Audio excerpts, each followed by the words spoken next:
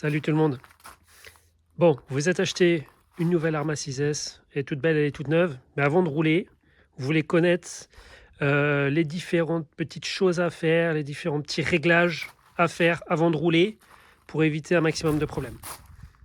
C'est l'objectif de la vidéo aujourd'hui. Allez, à tout de suite. Allez, c'est parti. On commence par un problème connu qui arrive souvent, c'est le cardan ici, là, le cardan avant, qui dépop de la noix de diff. Ce qui se passe d'origine, si on touche à rien, ça sort. Le cardan sort, ça casse la noix de diff, ça vient ici déchirer le bras de suspension inférieur.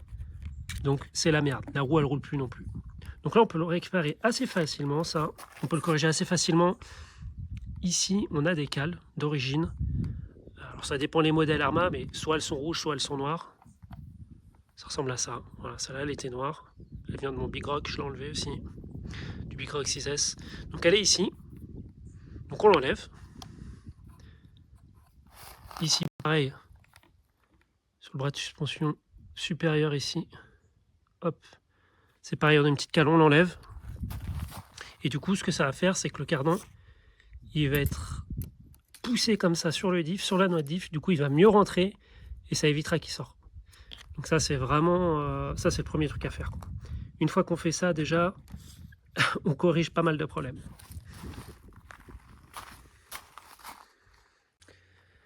Alors, quand on achète sa voiture, sa nouvelle Arma 6S, elle est toute neuve, dans la boîte on a aussi ça. Voilà, ça c'est le modèle, si jamais il y a besoin d'en racheter. Mais bon, d'origine déjà il nous en donne quelques-uns, je ne sais plus combien, peut-être 3-4, quelque chose comme ça. Donc ça, c'est souvent on appelle ça les shims ou les cales de diff.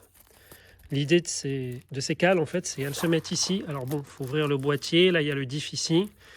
Et le but c'est de caler, hop j'enlève ça, le but c'est de caler le diff le plus, en fait, en mettant la cale ici, en fait, on va le pousser comme ça vers la droite pour qu'il soit le plus collé possible au pignon d'attaque, vraiment pour que les dents se collent au maximum et qu'il n'y ait pas de jeu.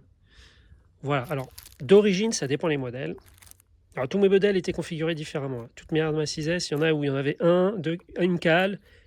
Le Big Rock 6S, il y avait deux cales, ça c'était bien pour le coup. La Typhon, il y en avait zéro, ça c'était moins bien. Donc il faut tester. Il n'y a pas de formule magique où sur la Kraton on en met un, sur tel modèle on en met deux. Il faut tester. Il faut tester. Alors c'est un peu pénible. Bon, si vous la sortez de boîte et que là vous roulez avec et qu'il n'y a pas de problème, bon, à la limite, tournez comme ça. Mais si vous avez un problème et que vous sentez que ça tourne dans le vide, ça, faut le vérifier. C'est peut-être ça le problème. Donc là, on me rajoute des cales. S'il n'y en a pas, on essaie d'en rajouter au maximum, sans que ça coince, hein, bien sûr. Mais le but, c'est que ce soit quand même bien collé, tout en évitant que ce soit coincé. Et une fois qu'on fait ça, pareil, on règle un des plus gros problèmes des véhicules Arma 6S. Allez, on enchaîne sur les vis de butée. On les voit ici, là, elles sont ici, là. On voit que j'ai beaucoup de cales d'ailleurs. C'est justement le réglage à faire. Quand il y en a besoin, pas forcément besoin, mais on a soit des vis comme ça, d'origine, en fait, qui se vissent par le haut ici. Hein. Alors moi, quand j'ai ça, généralement, je les enlève et je les remplace par des M4, ici, à bourron. C'est quand même plus solide. Et là, on voit, je rajoute des cales. Alors d'origine, c'est pareil, ça dépend les modèles. On en a une, deux, trois, je crois jusqu'à 4 cales j'ai eu. En moyenne, j'en rajoute une ou deux. Voilà. L'idée, en fait, c'est que le bras de suspension, il va moins s'étendre comme ça. Donc du coup, on va plus le coincer en fait, un niveau un peu plus bas, ce qui va permettre, en fait, je le règle en fonction de l'amortisseur. Moi, c'est ça qui m'intéresse. Ça permet de faire plein de choses. Moi, ce qui m'intéresse le plus, c'est que ce ne soit pas l'amortisseur qui fasse la fin de butée lorsque le bras se relève comme ça, pour pas que ça force sur l'amortisseur, mais plutôt que ça force ici, au niveau de la vis, du bras et du châssis, c'est beaucoup plus solide. Puis ça coûte une blinde, hein. C'est amortisseur. Donc voilà, moi je les préserve comme ça. Ça c'est plutôt pratique. Voilà. Là j'ai un petit exemple ici, par exemple c'est mon ancien châssis là, de Kraton. Ici on voit que, ici sur les bords, voilà ça c'est la vis, là. Ici hop, qui tapait sur les bords. Donc là si on a des marques comme ça c'est plutôt bon signe. Ça veut dire que c'est utilisé. On va voir les potentiels problèmes de direction. Je dis potentiel, ça dépend les modèles qu'on a. Sur les Typhon, hein, que ce soit la 6S TLR ou la BLX, c'est des problèmes qu'on peut avoir. Sur les nouveaux modèles, voilà, que ce soit les Kraton Notorious 6S V6 ou sur le Big Rock 6S par exemple, on a moins ce problème-là. En fait, parce que les soft servos sont soit différents, soit ils ont plus de cales en fait en dessous, montée d'origine, pour pouvoir plus serrer le ressort. Voilà, mais sur cette Typhon, c'était pas le cas. Là, j'ai pas de cale. Donc le ressort, il est vraiment très souple. Et du coup, la direction, elle est molle. Elle s'arrête parfois, donc c'est bien moins réactif que ce qu'on peut avoir voilà, sur les nouveaux modèles V6, par exemple, ou sur le Big Rock. Donc, ce qu'on peut faire, comme on peut pas les démonter, c'est sauf cerveau là pour ajouter des cales. Bon, alors si on peut, mais franchement, c'est galère. Donc, si on veut s'éviter cette galère, ce qu'on peut faire, c'est que, petite astuce, hop, je sais pas si on voit bien, ici, en fait, moi, ce que j'ai fait, c'est que j'ai rajouté un riselin, tout simplement, un collier électrique, hein, que je mets ici, à travers le ressort. Et du coup, en fait, ça va taper, plutôt que de s'écraser, le ressort, il va taper contre le riselin. Et du coup, en fait, ça rigidifie un petit peu le ressort, ce qui permet d'avoir une meilleure direction, une direction plus vive. Donc voilà, petite astuce rapide. Si jamais ça commence à être trop souple un petit peu, au pire, je peux l'enlever, en mettre un plus gros, en mettre un deuxième. Moi, j'en ai mis qu'un. Depuis que je l'ai mis, la direction, ça va beaucoup mieux sur la Typhon. Donc, juste un, normalement, ça devrait suffire. Allez, une petite mise à jour aussi, sympathique, gratuite. Enfin, gratuite, tout est relatif, il faut quand même acheter le boîtier. Peu importe que vous ayez l'ESC qui soit de couleur orange ou gris comme celui-là, là bon on le voit pas bien parce qu'il y a la protection, mais il est gris. C'est les nouveaux modèles en fait, d'ESC 150 ampères. Mettez-les à jour. Mettez-les à jour, alors surtout ceux-là, là, les gris, on peut les mettre. Alors la dernière version, alors quand je dis à jour, c'est le microcode, le firmware. La dernière version, c'est le 5.12, le B5.12. Il y a une grosse amélioration au niveau température et puissance pour le variateur de vitesse. Donc ça vaut vraiment le coup de la faire. Alors on a besoin de ce boîtier là. En fait le boîtier, si vous voulez. Alors il faudra quand même le connecter aussi à l'ordinateur. Bon là je vais pas le faire, hein. La procédure elle est trop longue. Mais bon, il faut le connecter à l'ordinateur, mettre à jour le boîtier. Après on le connecte ici. Hop, ici. Du coup à l'ESC ici au niveau. Donc on enlève la cosse là pour le ventilateur de l'ESC. On branche celui-là ici. Et ça permettra de le mettre à jour. Voilà la référence, si vous voulez le boîtier c'est ça. Ça permet aussi de tester les lipos, hein. C'est-à-dire que ici là, hop, ici on met la fiche d'équilibrage et là il nous donne les tensions aussi de toutes les cellules pour les lipos. Donc voilà, on peut faire les deux. Ça fait deux choses en un.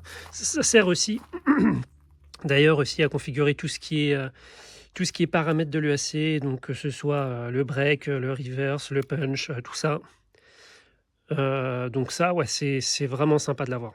C'est quand même vachement pratique. Ouais, je vous le conseille. Si vous n'en avez pas encore, je vous conseille de l'acheter. Et si vous l'avez, mettez à jour vos ESC.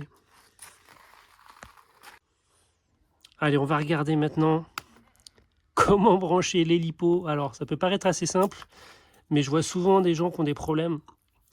Alors, soit suite à des sauts ou autre, avec soit les câbles qui se baladent de partout, les connecteurs qui se cassent, les câbles qui se débranchent.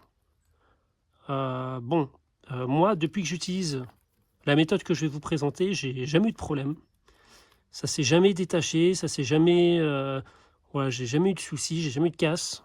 Donc, bon, est-ce que ça marche à 100%? Je ne sais pas, mais en tout cas, moi, depuis que je fais comme ça, j'ai pas de problème. Donc, je vais vous montrer comment je fais. Ici, pour commencer, on a un petit support, là, sur les modèles 6S, là, sur le bac à lipo, qui permet de coincer le câble d'équilibrage pour pas qu'il se balade partout et pas qu'il se casse. Ça double tranchant. Voilà. C'est bien parce qu'il bouge pas. Mais si un jour, on a les scratchs qui se cassent et que la lipo, elle se barre de la voiture, en même temps, on va casser ça. Parce que là, ça va le garder accroché et ça va tout arracher. Donc, bon. À vous de faire le choix. Donc, ce que je fais, la lipo, une fois qu'elle est mise, je commence par le gros scratch. Ok? Je commence par le gros scratch. Ici, alors, bon, si vous avez coupez les deux câbles là et que vous l'avez soudé, bon, c'est plus simple. Si vous voulez utiliser deux batteries, bah, vous avez toujours ce connecteur en plus. Moi, j'ai pas encore acheté de soudeur, donc pour le moment, je garde ça. Donc, je mets ici. Hop. Après, je branche ma lipo. Tac. Donc là, ici, on a le strap d'origine. Donc ici, ce que je fais, c'est que je le cale ici, là, pour bien coincer tous les connecteurs. Hop. Donc là, les connecteurs, ils partent pas. Là, ça bouge pas. Et ce que j'ai fait, c'est que j'ai rajouté un autre strap. Alors le même. Ici. Hop. Pour les coincer de l'autre côté ici. Là. Tac. Donc là, c'est vraiment coincé des deux côtés. Il n'y a rien qui bouge. Tout est calé. Là, normalement, on ne doit pas avoir de problème.